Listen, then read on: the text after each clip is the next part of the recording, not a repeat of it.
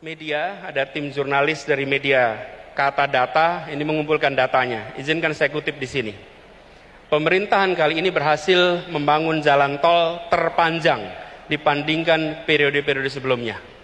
63% dari seluruh jalan tol berbayar yang ada di Indonesia itu dibangun di era pemerintahan sekarang. Sepanjang 1.569 km dari total 2.499 km. Itu adalah jalan berbayar.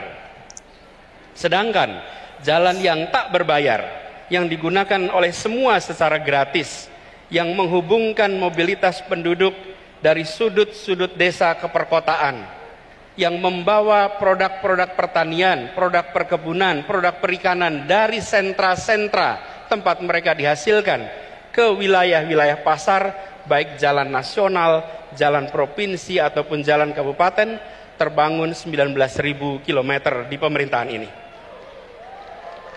Kalau coba saya bandingkan dengan pemerintahan 10 tahun yang lalu, di zaman Presiden Pak SBY, jalan tak berbayar yang dibangun adalah sepanjang 144.000 atau 7,5 kali lipat. Bila dibandingkan dengan jalan nasional, di pemerintahan ini membangun jalan nasional sepanjang 590 km. Di era 10 tahun sebelumnya 11.800 km. 20 kali lipat. Kita belum bicara mutu, kita belum bicara standar dan lain-lain. Kita bicara panjangnya. Kedua infrastruktur ini jelas diperlukan sama-sama. Tapi yang perlu kita perhatikan di sini adalah bahwa keberpihakan ketika bicara institusi ekonomi memberikan kesetaraan kesempatan kepada semua. Oke guys, itu tadi pidato dari Pak Anies ya, yang menyindir Presiden Jokowi ya soal jalan. Oke, kita dengarkan penjelasan atau tanggapan dari Tuan Guru Bajang. Cekidot. Bismillahirrahmanirrahim. Assalamualaikum warahmatullahi wabarakatuh. Saya menyimak pidato bakal calon presiden Bapak Anies Rashid Baswedan semalam. Pidatonya menarik. Satu hal dari pidato tersebut, beliau mengkomparasi pembangunan jalan tidak berbayar pada masa Presiden SBY dengan masa Presiden Jokowi. Beliau sampaikan bahwa pada masa Presiden SBY 10 tahun, itu beliau membangun 144.000 jalan non-tol, mulai jalan provinsi, jalan nasional, dan jalan kabupaten kota. Jauh lebih tinggi dibanding pencapaian Presiden Jokowi selama 9 tahun, yaitu hanya 19.000 km. Beliau sampaikan perbandingannya 7,5 kali lipat pada masa Pak SBY, lebih banyak dibanding dengan masa Pak Jokowi. Menyimak pidato ini saya punya satu catatan, bahwa Mas Anies Rashid Baswedan tidak menyebut ya, melupakan. Saya tidak tahu ini sengaja atau tidak sengaja ya. Mestinya sebagai calon presiden beliau memaparkan secara utuh. Beliau tidak menyebutkan tentang jalan desa yang terbangun pada masa Presiden Jokowi.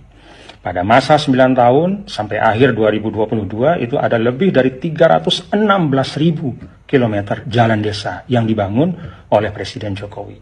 Kita tahu kalau bicara tentang mengurangi kesenjangan, bicara tentang mewujudkan keadilan sosial bagi seluruh rakyat Indonesia, salah satu instrumennya adalah meningkatkan kemakmuran di tingkat desa. Dan meningkatkan kemakmuran di tingkat desa itu artinya apa? Mempercepat aktivitas ekonomi, meningkatkan aktivitas ekonomi, dan memperbesar porsi ekonomi yang diperoleh oleh masyarakat desa. Salah satu strateginya adalah dengan mengurangi biaya logistik, memperlancar arus barang dan jasa, produksi petani kita, padi, kedelai, sapi, ya, dan segala macam yang diproduksi di tingkat desa itu harus dapat diakses dengan mudah, harus memiliki sarana logistik yang baik. Karena itu pembangunan atau jalan desa itu memegang peran yang sangat penting untuk menghadirkan keadilan sosial bagi seluruh rakyat Indonesia, mengurangi ketimpangan antara desa dan kota. Jadi Mas Anies sebenarnya kalau fair ya, apa adanya, beliau seharusnya menyebutkan bahwa pada masa Presiden Jokowi ada lebih dari 316.000 km jalan desa yang tidak terbangun pada masa sebelumnya. Belum lagi kalau kita bicara infrastruktur lain ya, di tingkat desa ada lebih dari 1,5 juta meter jembatan di tingkat desa, ada lebih dari 500.000 unit air bersih, ada 42.000 lebih posyandu ya, dan beragam infrastruktur di tingkat desa yang menjadi concern dari Bapak Presiden Jokowi selama 9 tahun pembangunannya. Dengan demikian, kalau kita menyampaikan data secara utuh pembangunan jalan tidak berbayar pada masa Presiden Jokowi, mulai jalan nasional, jalan provinsi, jalan kabupaten kota, dan jalan desa, maka angkanya adalah sekitar 340.000 kilometer, jauh di atas pembangunan jalan tidak berbayar pada era sebelumnya. Terima kasih, itu catatan saya. Terima kasih kepada Mas Anies Baswedan yang sudah menarik gagasan kontestasi kepemimpinan menuju kepada kontestasi gagasan. Hanya mohon data-data disampaikan secara utuh, jangan setengah-setengah. Assalamualaikum warahmatullahi wabarakatuh. Ya, wajarlah, ini kan menjelang detik-detik pemilihan presiden.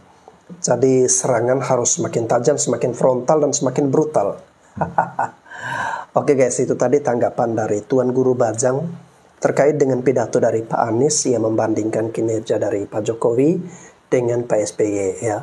Dimana Pak Jokowi ini lebih banyak membangun jalan berbayar ya. Ya mungkin maksud dari Pak Anies ini dia sepertinya menggiring opini publik bahwa ya tadi kan ada kata-kata keberpihakan ya. Artinya Pak Anies ini secara tidak langsung dia menilai bahwa apa yang dibangun oleh Pak Jokowi, yang dilakukan oleh Pak Jokowi itu lebih berpihak kepada kalangan menengah ke atas ya.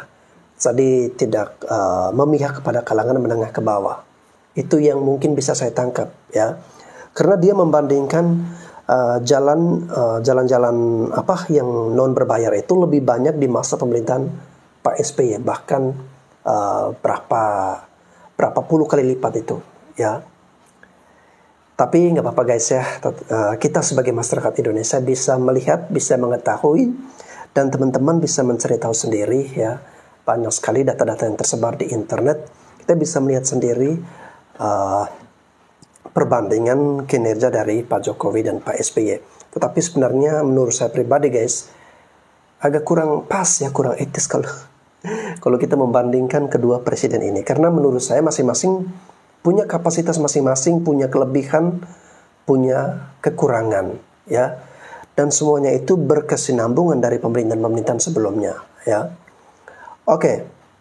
Kalau tuh harus dipaksakan untuk membandingkan, oke lah. Sekarang mari kita lihat jalan Trans Papua sepanjang 3.500 km kurang lebih ya. Sorry kalau salah. Dan itu hampir semuanya rampung guys ya, tinggal berapa persen lagi. Akan tetapi akhir-akhir ini ada beberapa kendala karena ada serangan dari KKB ya. Dan bagaimana kita melihat situasi di Papua yang sampai saat ini belum kondusif ya. Dan juga medan di sana sangat medan yang berat, tambah lagi dengan gangguan dari KKB ini jelas membuat proyek ini agak sedikit tersendat ya. Tetapi kita harus mengapresiasi apa yang sudah dilakukan oleh Pak Jokowi ini, karena beliau satu-satunya presiden yang berani untuk membangun jalan Trans Papua, dan itu ada di Papua guys ya. Ini yang kita sebagai masyarakat Indonesia perlu terbuka, perlu melihat, perlu bersyukur. Artinya apa yang dilakukan oleh Pak Jokowi ini, dia tidak berpusat di Pulau Jawa ya, atau istilahnya Jawa sentris, tetapi Indonesia sentris. Pembangunan dilakukan dari Sabang sampai Merauke, tidak fokus pada satu pulau tertentu saja. Inilah kehebatan dan hal yang harus kita akui dari Pak Jokowi guys ya. Oke teman-teman, terima kasih sudah menyaksikan video ini. Saya Bastian Sebo, sampai jumpa lagi.